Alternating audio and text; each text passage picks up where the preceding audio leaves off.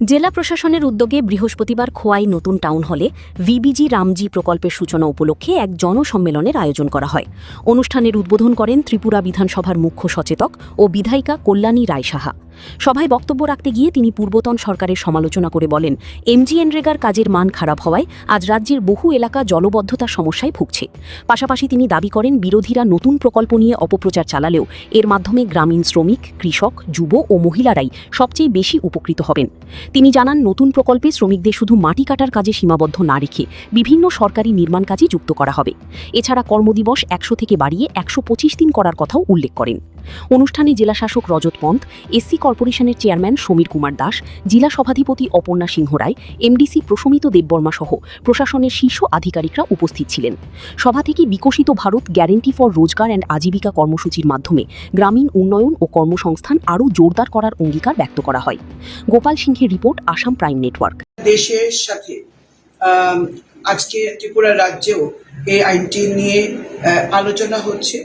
আজকে আমরা এই মুহূর্তে খোয়াই জেলার খোয়াই নতুন টাউন হলে আমাদের ডিএম সাহেব খোয়াই রজত পন্থের আহ্বানে আমরা এখানে এসেছি। আজকে তিরুপতিতে মাননীয় কেন্দ্রীয় কৃষিমন্ত্রী ওনার হাত ধরে এই অনুষ্ঠানটির ভিবিজি রামজি আইনটি আজকে লাগু হচ্ছে, ওটার উদ্বোধন হয়েছে এবং এই গ্যারান্টি কার্ডও বেনিফিশিয়ারিদের মধ্যে বিতরণ হচ্ছে।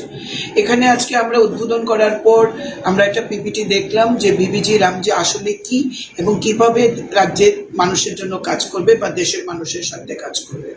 একটা যখন আইন যখন আইন হয়, সে আইন সময়ের দাবি মেনে সময়ের পরিপ্রেক্ষিতে তার সংশোধন হয়। ভারতের সংবিধান 1950 সালে যখন কার্যকরী হয়, তার পরবর্তী সময়ে কিন্তু অনেক অ্যামেন্ডমেন্ট হয়। তো আজকের দিনে এমজিএনরেগা পরিবর্তন হয়ে ভিবিজি রামজি যেমন নামকরণ হয়েছে, তেমনি তার কিছু বিষয় তাতে পরিবর্তন হয়েছে। যেমন আগে ছিল 100 দিনের কাজের নিরাপত্তা, এখন 125 দিনের কাজের নিরাপত্তা। এখন শ্রমিকদের ওয়েজেস সেটা হয়েছে 300 টাকা। আগে শুধু পুকুর কাটা বা মাটি কাটাই ছিল মূল কাজ, এবং আমরা যদি বিগত সময়ে সরকারের কাজটার পরিসংখ্যান দেখি, তাহলে গোটা রাজ্যটাই জলে ভাসছে, এত পুকুর খনন হয়েছে রেগার মাধ্যমে। তো রাজ্য সরকার এটাতে সেটা পুরোটাই দেখছেন কেন্দ্রীয় মন্ত্রক এবং কেন্দ্রীয় মন্ত্রণালয় ভিবিজি রামজি এনে সেখানে কিছু সংশোধনী এনেছেন। যেমন এখানে আমাদের কাজের নিরাপত্তার জন্য কৃষকদের সংযুক্তকরণ হয়েছে, কৃষি কাজটাকে সংযুক্ত করা হয়েছে, ওমেন এম্পাওয়ারমেন্ট, সেলফ হেল্প গ্রুপের মাধ্যমেও সেখানে ভিবিজি রামজির কাজ করানো যাবে। ওয়াটার কনজারভেশন, জল সংরক্ষণ, সেটাও ভিবিজি রামজির শ্রমিকদের দিয়ে করানো যাবে।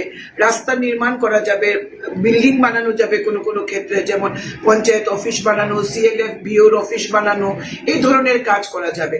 অর্থাৎ দরিদ্র, কৃষক, যুবক এবং মহিলা 4টা বর্গকে ইনক্লুড করে সেই যোজনাগুলি তৈরি করা হয়েছে, কি কি কাজ ভিবিজি রামজির মাধ্যমে করানো যাবে।